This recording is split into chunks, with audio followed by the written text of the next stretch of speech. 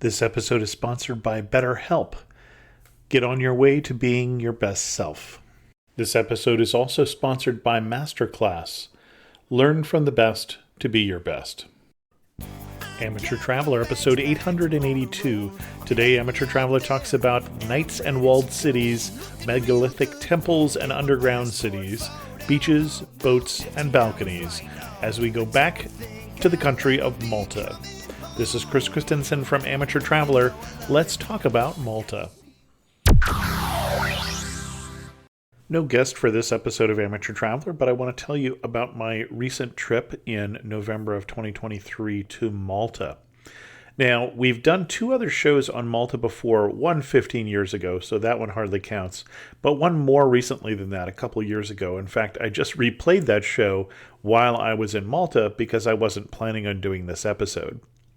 But now that I've written 4 blog posts and about 9,000 words on Malta, it feels like maybe I in fact have something to say about this pretty cool destination.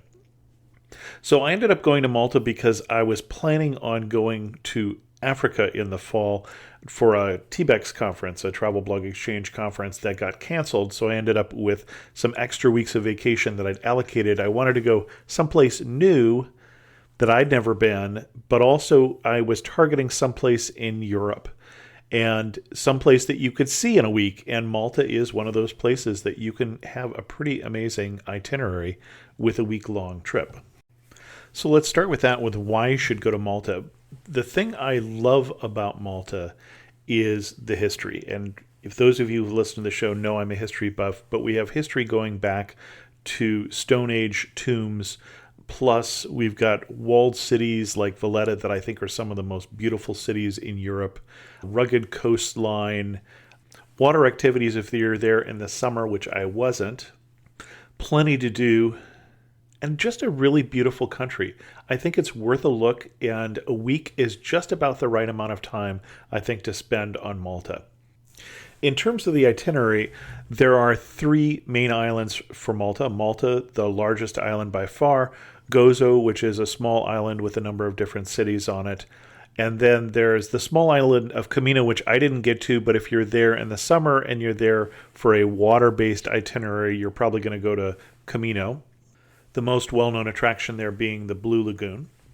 I wanted to spend most of my time in the main island of Malta and then some time up in Gozo. And I looked at all of the different tours you could do, and there's a number of tours that you can do that are day tours from Malta up to Gozo and back, and didn't like how rushed they felt. There were 2 main things that I wanted to see while I was there. One was the temple complex of Gigantia. We'll talk more about that later. And the other one was the main city of Victoria. It just didn't feel like I could do both on one of these tours that I was being offered. And they had a bunch of different things that I wasn't as interested in, like the little tourist trains and things like that. So I decided I was going to spend one night in Gozo and my other nights down in Malta and do 2 days up in Gozo. And then I built my itinerary around 2 fixed points. One is I had early on in the trip a whole day tour. Now, my tour was sponsored by Tourism Malta, but I do recommend the kind of one-day tour that'll give you some orientation, not just of the places to go in the island, but also of some of the history that's going to inform what you're going to be seeing. And then I also had tickets to one very special and hard to get in place, which is the Hypogeum. We'll talk more about that, but everything was built around those 2 fixed dates. I was doing the full day tour on Monday and then the Hypogeum on Tuesday.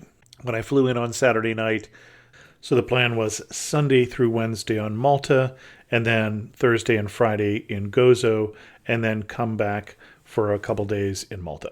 We'll get into more detail. You fly into Malta and into the international airport, which is down near the capital city of Valletta. And I will say that I don't speak Maltese, and so my pronunciation for a lot of the things in Malta will be suspect at best. Fortunately, Valletta is not a Maltese word. Maltese is influenced by Arabic as well as Italian, Sicilian especially, the very close ties between Malta and Sicily. And if you're trying to find Malta on a map, you look for the exact middle of the Mediterranean, east-west, and then north-south. So south of Sicily and close to Tunis in Africa. And it has those connections to both Africa and Europe culturally. Lots and lots of different people have ruled Malta over the years, including a group of people we'll call the temple builders that we'll be talking more time about, who built these megalithic temples way back in the Stone Age, older than the pyramids.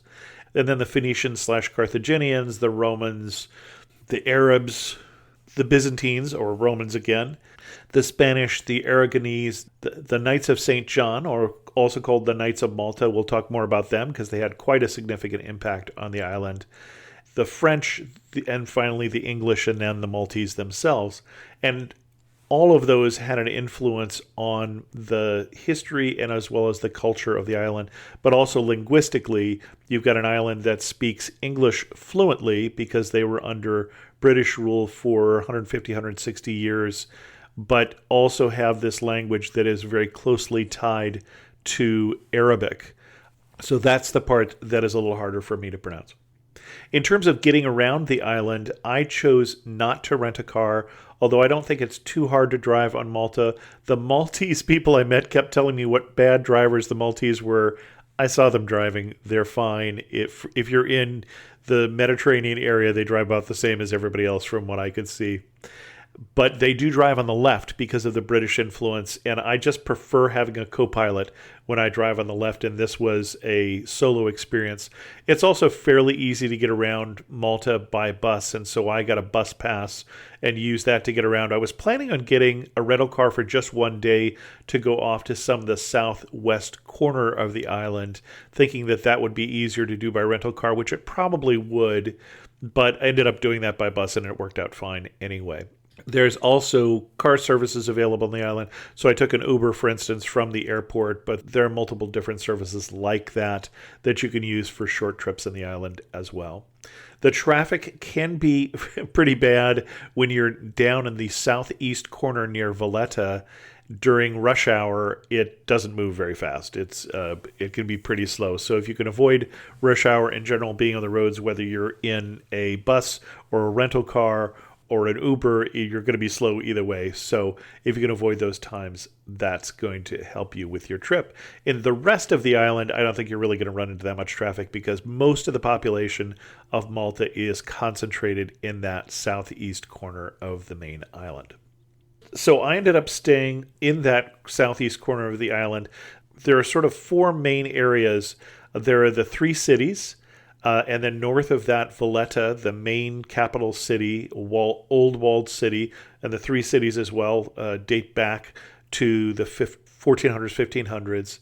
And then north of that is the city of Sliema, and north of that is St. Julian's. I ended up staying in St. Julian's. That's really the party central. If you wanted to stay in someplace and have great nightlife, I would recommend St. Julian's. It's a little farther from Valletta. And if you're taking a bus, most of the bus routes or many of the bus routes leave from the Valletta bus station. And so the closer you can be to that, the more convenient it's going to be. I was trying to stay actually in Sliema, but the long story that the Hotels.com had the wrong description for a hotel, so I ended up staying in the wrong version of the Londoner hotel. The one I was planning on staying at was in Sliema, right on the waterfront, and from there you can actually take a very quick ferry for, I think it's €1.50 over to Valletta to go see the capital city. And then when I came back to the island, I stayed just outside the walls of Valletta in the town of Floriana, which is really just an extension when Valletta grew so big that it outgrew its old city walls from the 1500s.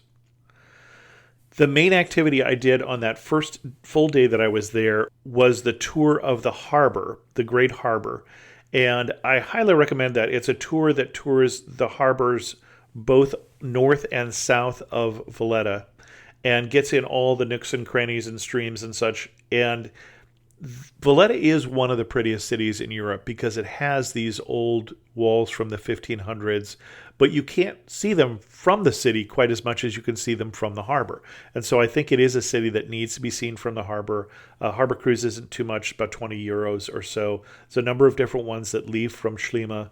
And that was really the main activity I wanted to do on that Sunday, and I highly recommend it. And I think doing it one of your first days there is great. Also, if you're going to do a food tour, this would probably be a good day for that too, to sort of learn some of the cuisine and places to eat and things like that. Do that early on in your trip. And there's a number of those that happen in Valletta or in the cities near there.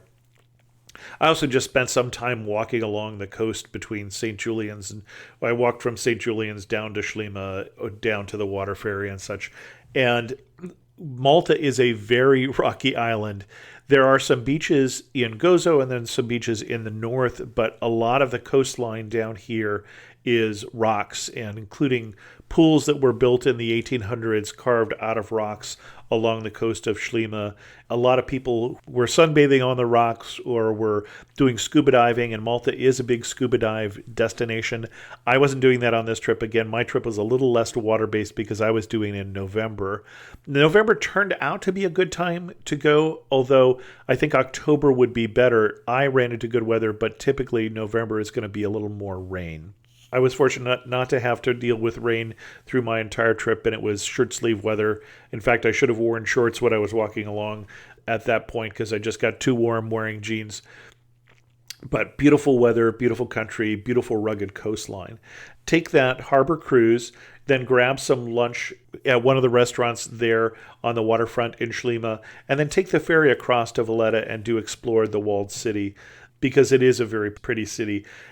It has some lovely public squares. It also has a lot of narrow lanes, sidewalk cafes. And then one of the characteristics of Valletta is there are a lot of balconies, and these look like kind of an Arab-style balcony that you would see where the ladies could look out but couldn't be seen, except that in Valletta they have glass and they're brightly colored on the buildings. So it's quite beautiful and also very characteristic of the city. It's not a city that I'd want to do a lot of driving in. In fact, if you do have a rental car, there are additional fees for driving in Valletta during the day because they're trying to keep cars out of the city. There's a great big parking lot out in Floriana, just outside the wall. So if you do have a rental car and you stay further away, you could park your car and just walk into Valletta, and that's probably better anyway. I didn't do a tour of Valletta that day because the full day tour I was doing the next day was going to cover both Valletta and then the old capital city of Mdina in the middle of the island. But I walked around to some of the squares, and you can walk down to the Upper Barrakka, which is one of the gardens that is up on top of the walls with a cannon where they fire off the gun to let the ships in the harbor adjust their clocks to make sure they have the right time on their clocks. This goes back to the age of sail, where you used your clock to help navigate and figure out your longitude. And so that was very important to have an accurate clock. They still fire off the cannon every day from the Upper Barrakka. And then the second day is when I actually went and did an unusual tour in Valletta, and that's the underground tour. Now, one thing you need to know about the history of Malta before we talk about Valletta is that there was a great big siege of Malta in the 1500s. So the Knights of St. John, who were knights from the Crusader Knights who took care of people in the hospitals. They were the Hospitallers is their other name. And they had been forced out of the Holy Lands, especially the city of Akko or Acre, where they had their headquarters, down into Rhodes, and then had been besieged by Suleiman the Great, the Ottoman Turks, and forced out of Rhodes. And Suleiman at that point thought they would stop being a thorn in his side. They were known for their piracy and interfering with people who were on the Hajj and those sort of things. He was hoping he would get rid of them and they would be a nuisance. They ended up here in Malta. They were given Malta by the King of Spain. He wanted them to be a protection of this area of the Mediterranean from the expansion of the Ottoman Turks. After they were in Malta, they began seizing Turkish ships again.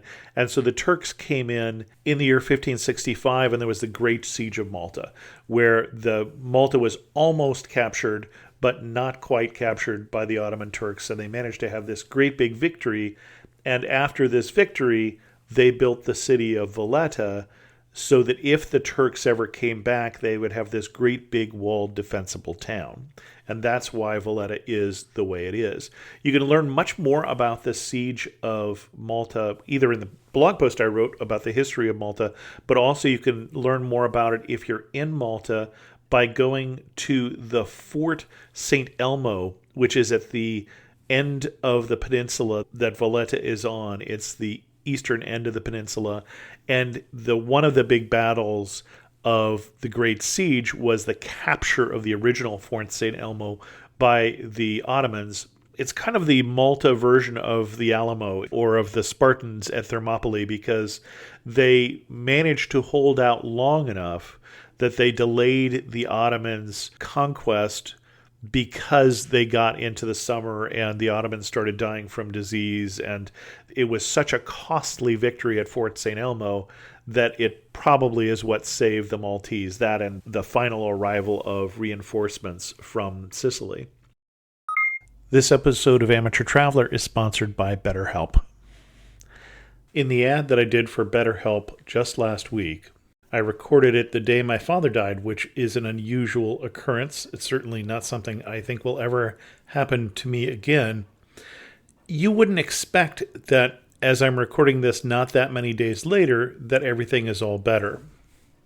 Yet somehow we expect that things that happened back in our past have all gone away because they've been some time. Sometimes you really need to talk to someone. If you're thinking of starting therapy, whether it's to learn more positive coping skills, how to set boundaries, to empower you to be the best version of yourself, or you're just carrying stuff that you shouldn't be carrying alone, then think about BetterHelp. Give BetterHelp a try. It's entirely online. It's designed to be convenient, flexible, and suited to your schedule. Just fill out a brief questionnaire and get matched with a licensed therapist. Switch therapists at any time for no additional charge. If you need to talk to somebody, talk to somebody. Visit betterhelp.com/traveler today to get 10% off your first month. That's BetterHelp, HELP.com/traveler. And thanks to BetterHelp for sponsoring this episode of Amateur Traveler. After they built this city, one of the things they did is they carved into the rock, because this whole city is built on rock. There's no flat area in Malta as far as I can see. Most of Malta is very rocky and up and down, and the city of Valletta is that way. And they built cisterns and they built underground waterways to hold water, especially in case of a siege again, in case the Turks were ever to come back. Well, in World War II, when this island is now under British rule, then the people who are threatening Malta are not the Ottoman Turks at this point, but the Italians and the Germans. And this city was bombarded for 154 nights. They've dropped thousands of tons of bombs on Malta. And to protect the citizens, they took these passages that the Knights of Malta had built and they expanded them and lived underground. They built an underground city in Valletta that could hold up to 20,000 people. And what I did when I got there was I did a tour with my tour guide from the Malta Tourism Board of the underground city of Malta. This underground tour that dates back to these places where people lived during World War II. And a fascinating tour, if you're not claustrophobic, is a damp, claustrophobic, dark place. You get a headlamp to wear. You put on a hairnet and a helmet to protect you from bending over into the low passageways, and you descend down into this underground city. If you're a student of history, I'd recommend it. At the end of this tour, there's an audiovisual presentation that gives you a sense of what it would have been like to live under here and what the modern siege of Malta during World War II was like. If you've ever looked closely at a Maltese flag, in one corner is the Cross of St. George, which was given as an award. It was a medal, and it was given as an award by the King of England to the Maltese people for their courage during this time period, and they still display that on their flag today. The other thing we did on my full day tour is we went to the Co-cathedral of St. John in Valletta. Now, this is St. John the Baptist, the Knights of St. John. That was their patron saint. And this is not the Cathedral of Malta. That's in Mdina, which is the old capital. But this was the Co-cathedral because it's where the knights who ruled the island lived. And they had a fair amount of money, you can tell by going into this cathedral. It's fairly plain on the outside, but you go inside and it's over-the-top Rococo gold. It's quite resplendent.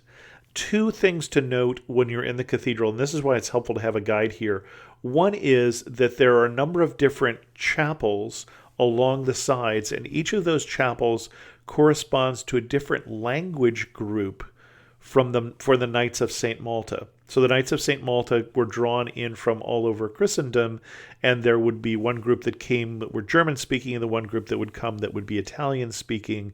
There was originally a group that came that was English-speaking from before the English Protestant Reformation. And so they would have 8 different groups at various times that had both 8 different chapter houses or auberges within the city of Valletta, and you will actually start the underground tour at one of those. But they also then had in the chapel 8 different areas that are dedicated to that group of knights. When you know that, you can go in and say, oh, this one has the fleur-de-lis, or this one has the Habsburg eagles, and you can see the difference between the different ones. Then the other thing of note within the Co-cathedral, there are 2 original large paintings by the artist Caravaggio, who lived for a time on Malta, one including the beheading of St. John the Baptist, of course, the patron saint of the Knights of St. John. The interesting story, the backstory behind this that I learned from my guide was that Caravaggio came to Malta under a cloud of suspicion basically on the lam. He was running from other charges and then left Malta because of something that he did on Malta. So Caravaggio apparently an interesting character. Then on my full day tour, we went to one of the 3 cities for lunch. And I mentioned the 3 cities before, but these are 3 different peninsulas that come out from the south and point toward the city of Valletta here on the Grand Harbor. They're the city of Senglia, Birgu, and Cospicua.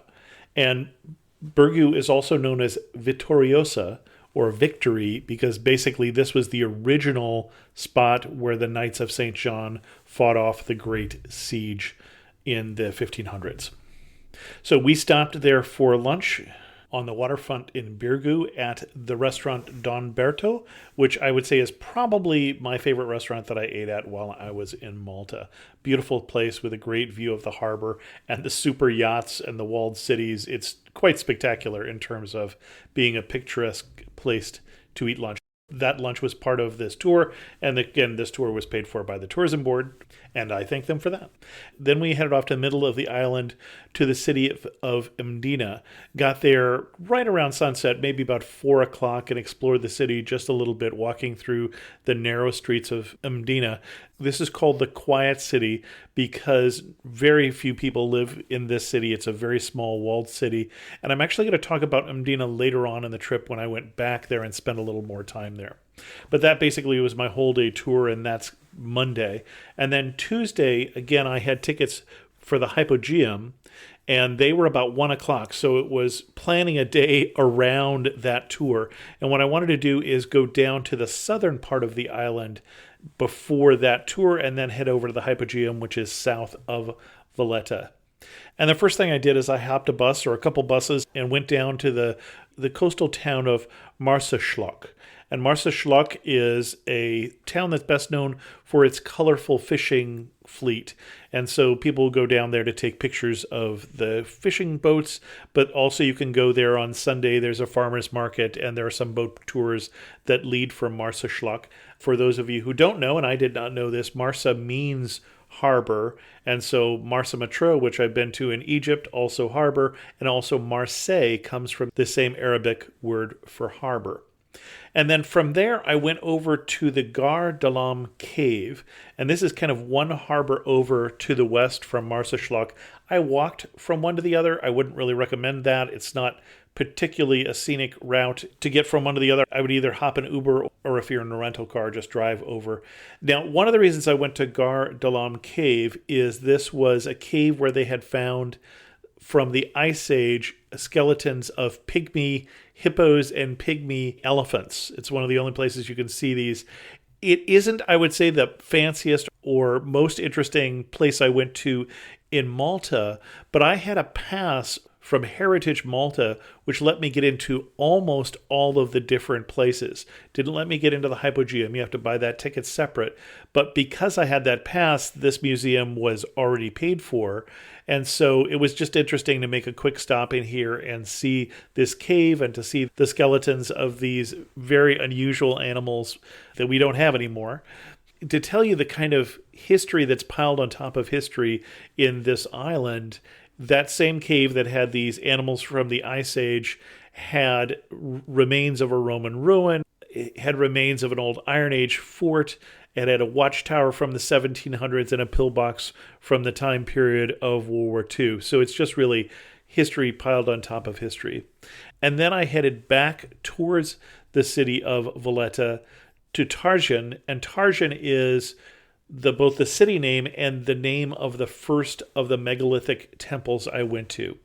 And I wouldn't say that this is my favorite of the megalithic temples, but it was interesting, but just not as well presented as some of the ones that I would see later, but still fascinating to see these things that are kind of like a smaller version of Stonehenge. So they're not quite as large as stones as you're going to see at Stonehenge. They predate that structure, and you can also go in and walk in and amongst them. So it's quite different. It's a different style, but it's this temple that was built by the temple builders who we don't really know what happened to them. They left the island or died out or something. But one of the reasons to see this is if you're going to go to the Hypogeum, it's about 3 blocks away. And so it's easy to get to from one to the other.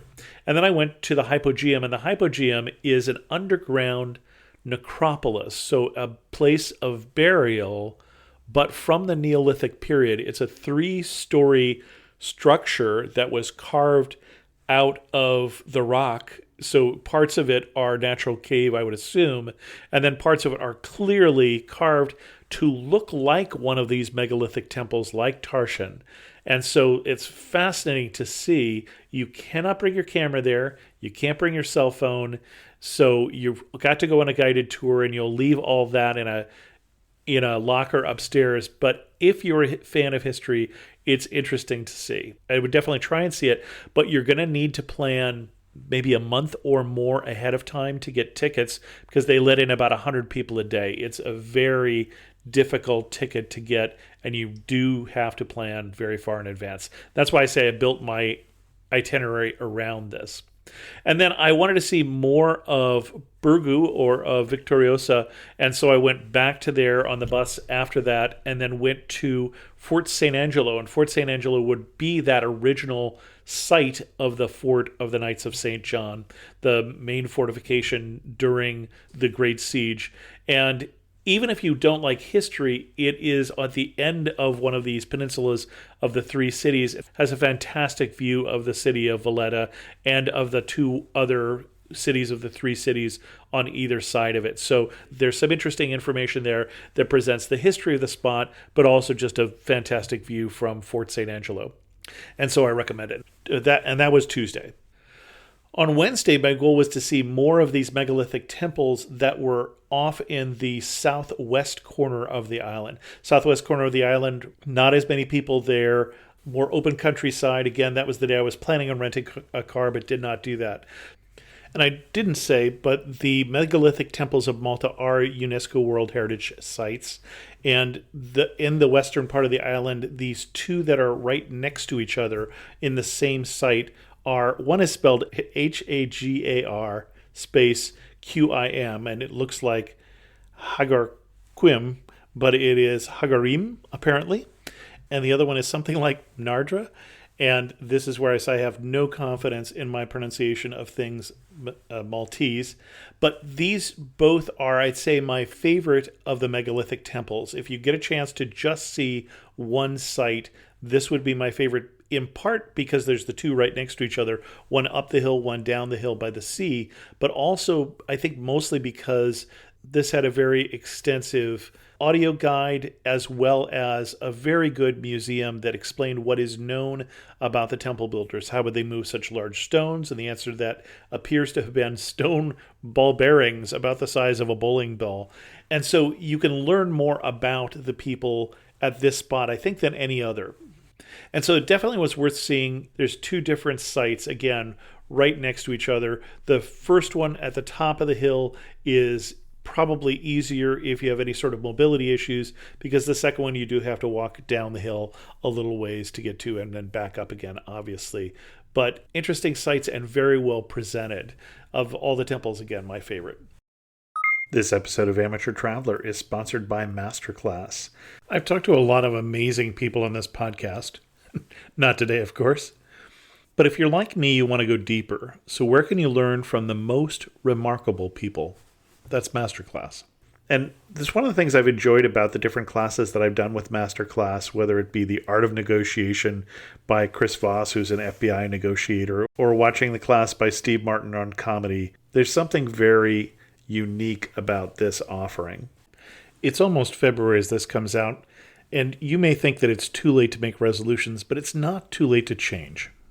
Don't just talk about improving, be the person you want to be, and learn from the best to become your best with Masterclass. Masterclass offers 180 world-class instructors, so whether you want to learn cooking and are doing so with Gordon Ramsay, or you want to learn about writing and you're doing so with James Patterson, Masterclass has a class for you.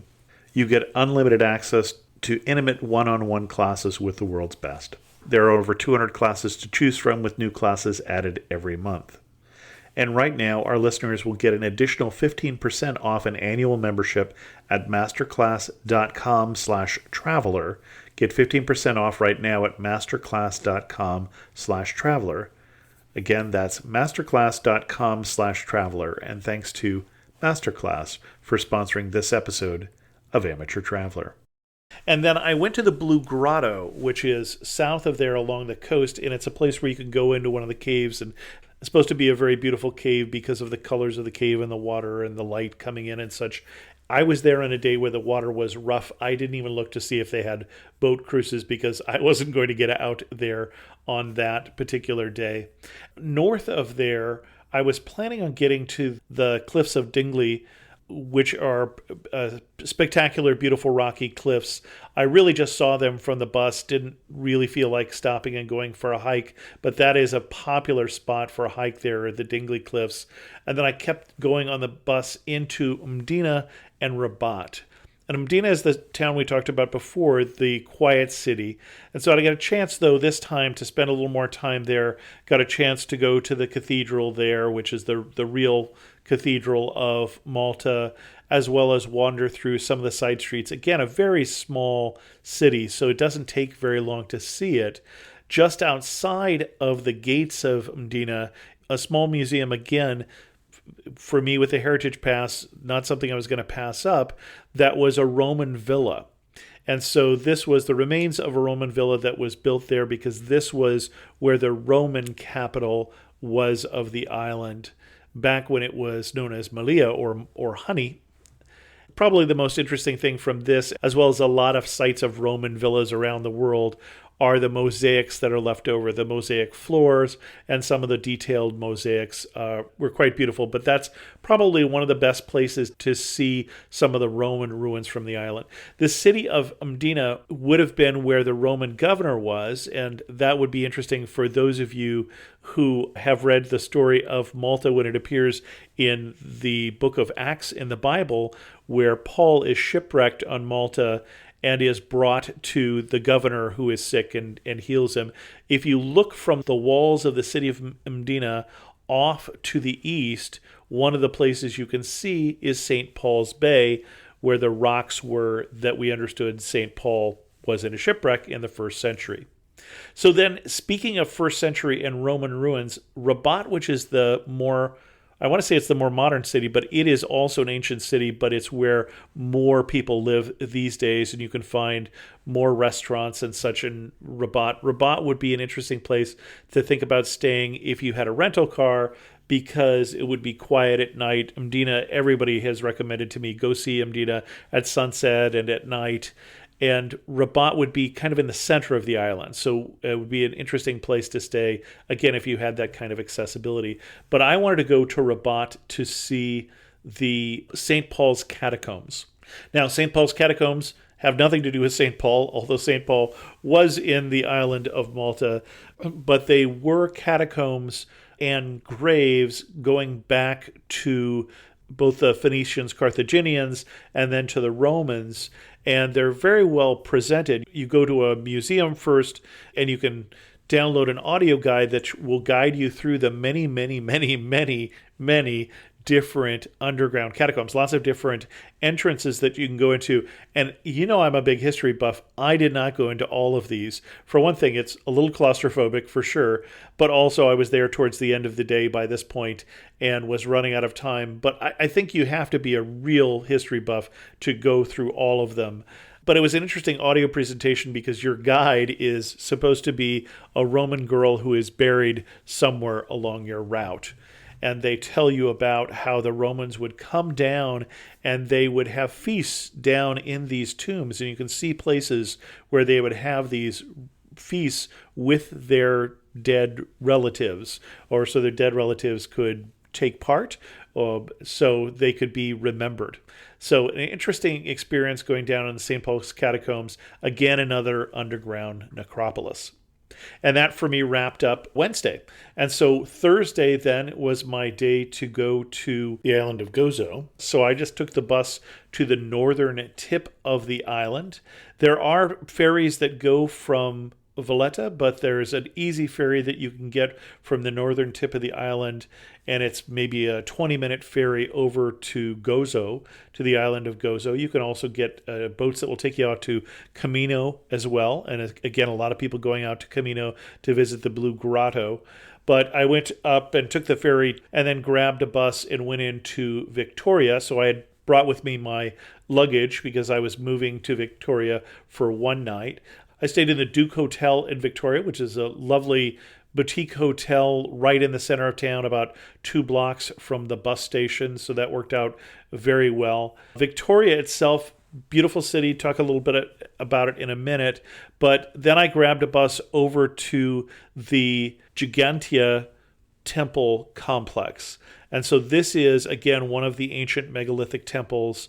Probably, again, not my favorite. Told you where my favorite was. But one of the things I loved about this particular site, while the temples themselves are a little less finished and under a lot more scaffolding when I was visiting, the museum had a lot more artifacts than any of the other ones that I had been at. And so you could see, for instance, the corpulent figures that are often associated with burials in that prehistoric period, or you could see other figurines that had much more typical human characteristics carved out of stone that were left there. And it's just interesting to see these things from older than the pyramids and some of the artwork and how well developed it is even by that time period.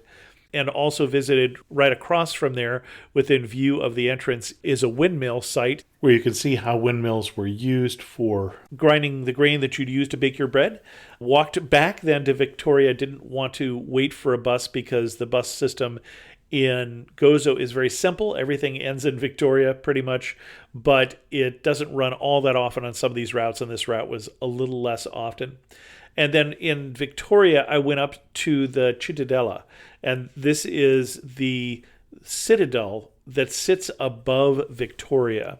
And Victoria was the subject of a sack by the Ottoman Turks before the Great Siege, and everyone was carried off. Almost everyone on the entire island was carried off into slavery.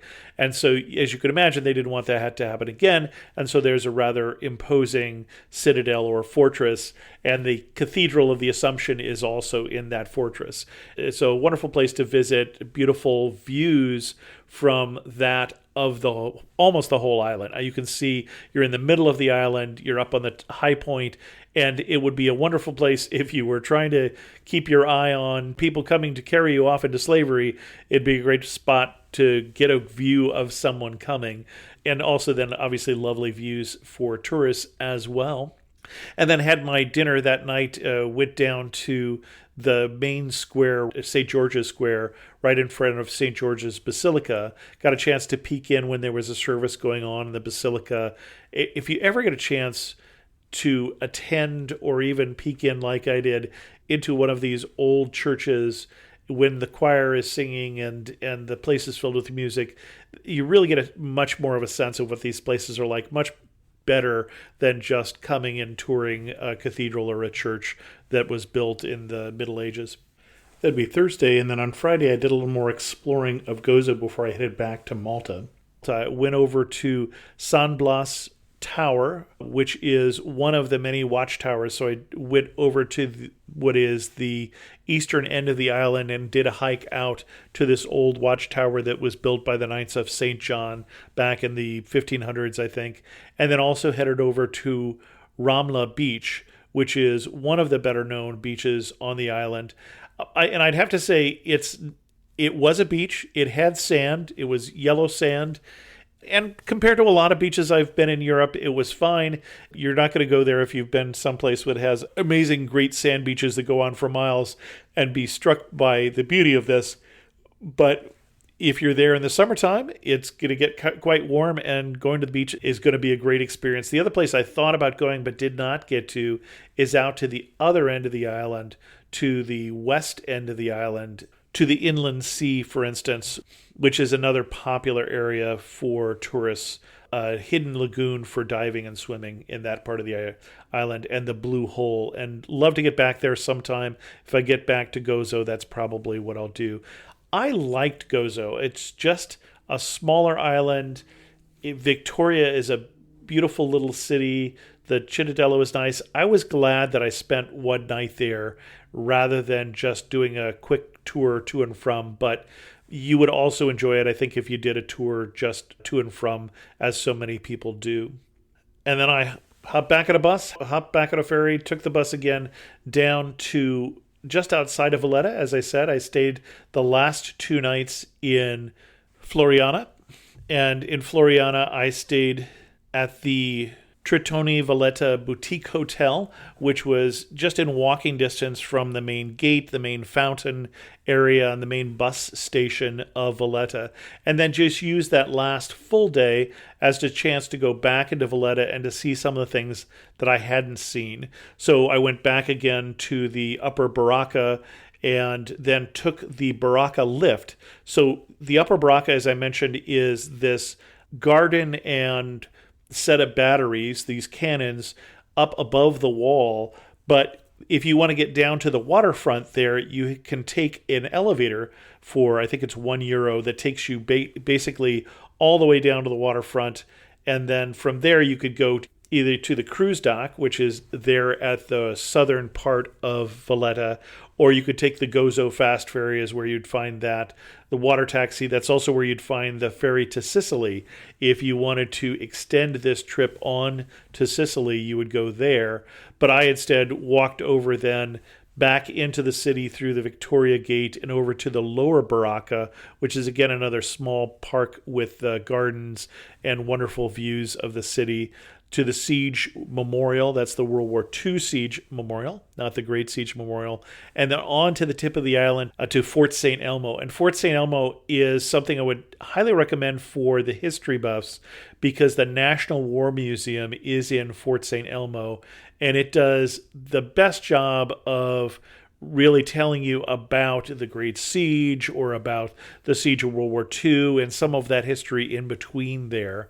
It's very well presented in, I think, 4 or 5 different buildings in Fort St. Elmo. And then also you're at the tip of the island with great views back over the 3 cities and out over the Mediterranean as well. And so that was a wonderful thing, and then walked back into the city and had dinner and lunch within Valletta that day. Lots of great cafes, lots of great sidewalk cafes in the city. One thing about the food, so there is traditional Maltese food. So, for instance, one traditional pastry is a pasticci, and pasticci come in two flavors. They are a flaky pastry either filled with ricotta, which I would vote for, or mushy peas, which means the Brits were there just far too long. If anybody thinks that's a good idea, but that's just my opinion, I understand. But there also is quite a lot of Italian cuisine or Italian type cuisine. Again, you're so close to Sicily, and they had such close ties for so many years. And then there was also lots of international cuisine. You could find your burgers, you could find your Italian, your Irish pub, of course, because they're everywhere in the world. As far as I could tell, I ate doner kebabs at Turkish restaurants multiple times and went out to a fancy Indian restaurant in Valletta the last night I was in the city. So good food. I ate probably more from some of the international cuisine, not the hamburgers. I don't do hamburgers in Europe unless I'm at a Five Guys or something like that, because otherwise I've just had disappointment.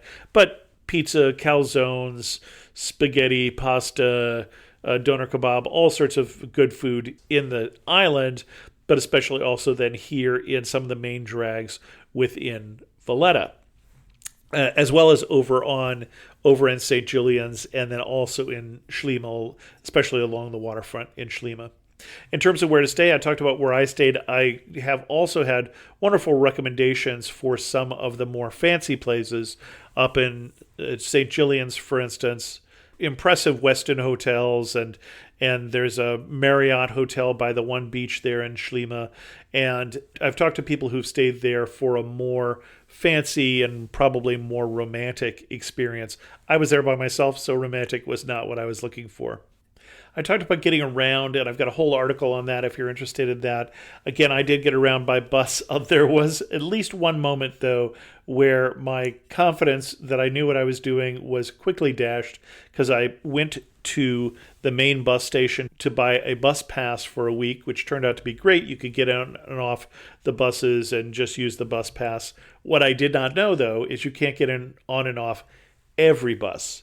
There are some buses that are TD routes, and those, instead of being a €2 cost, are a €3 cost, and the bus pass that I had, the 7-day Explore card, did not work on those buses. So I caught a bus pass, walked onto the most direct route back to the hotel I was staying at, and was quickly told, your bus pass doesn't work on this bus. So something to be aware of. There are a couple different options there, and just check out the blog post I did on getting around to know more about that. There are also hop-on, hop-off buses, if that is your jam, both in Malta and in Gozo, and I included the schedules and what they include in that blog post, which I'll include as a link in the show notes. If diving is more your thing, I suggest you go back and listen to that last episode we did on Malta with guests from Malta, the Cheeky Travelers, who I had dinner with while I was in the island. Wonderful to see them and meet them in person, but they are more divers and had more information about that than I have for you. As I go to wrap this up, I'll ask myself the same questions we always ask people. If I'm standing in the prettiest spot, where am I standing and what am I looking at? And I am probably in Valletta. And I'm either by the elevator or I'm by the Upper Barrakka. And you've probably seen photos from the Upper Barrakka looking out on the three cities, especially looking out on the walls of Fort Saint Angelo and the mega yachts along the waterfront there, and the other fort to the right of it, and blue water everywhere, boats crisscrossing, coming and going, and then everywhere, everything built out of this golden sandstone colored material, which is what color Malta is, because it has buildings built out of this natural stone from the island, and so it all has this kind of tone, and it's just a beautiful spot. I'll include that in the show notes, this picture that I'm talking about. One thing that makes me laugh and say only in Malta, this island is rock. There is just rock everywhere. It's really hard to picture how much rock there is. As I was walking some of the countryside, I mentioned walking from Marsaxlokk over to the next town, and I was walking through fields is the way that the Apple Maps was directing me.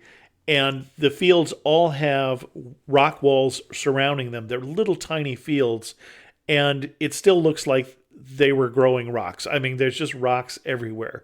Very rocky island, the coast with people sunbathing on the rock and such.